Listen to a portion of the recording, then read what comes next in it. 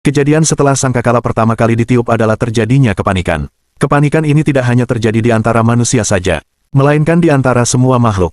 Kejadian setelah sangkakala pertama kali ditiup adalah semua makhluk termasuk manusia, jin, dan malaikat pun akan merasa kaget. Baru setelah itu akan terjadi kekacauan, karena semua makhluk mengetahui bahwa hari kiamat akan segera tiba.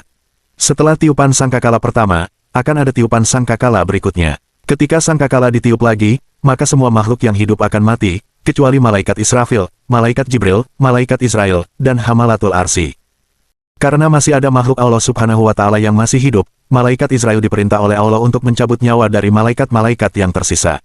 Sekarang tinggal malaikat Israel saja, makhluk Allah yang masih hidup. Kemudian Allah Subhanahu wa Ta'ala berfirman, "Hai malaikat maut, malaikat Israel, tidakkah kamu mendengar firmanku? Kullu nafsin saikatul maut, tidakkah engkau tahu setiap yang bernyawa itu akan merasakan mati?"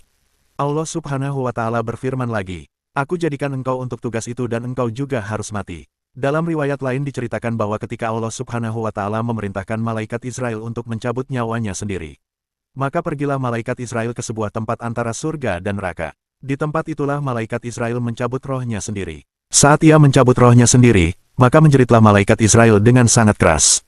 Digambarkan, jika masih ada makhluk yang masih hidup, maka makhluk tersebut akan binasa karena mendengar jeritan malaikat Israel. Malaikat Israel berkata, "Kalaulah aku tahu bagaimana sakitnya saat roh dicabut, maka aku sudah tentu akan mencabut roh orang-orang mukmin dengan cara yang paling lembut sekali."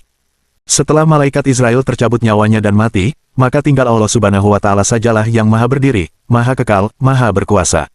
Demikianlah kisah kematian malaikat maut yang mencabut nyawanya sendiri. Hal ini menunjukkan, semua yang hidup akan mati. Bahkan malaikat maut pun memiliki kematiannya sendiri. Hanya Allah Subhanahu wa Ta'ala saja yang akan terus hidup dan berdiri, bahkan di hari kiamat. Semoga Allah mematikan kita dalam keadaan husnul khatimah. Amin. Cukup sampai di sini saya menemani Anda. Jika video ini bermanfaat bagi Anda, jangan lupa follow, like, dan share. Wassalamualaikum warahmatullahi wabarakatuh.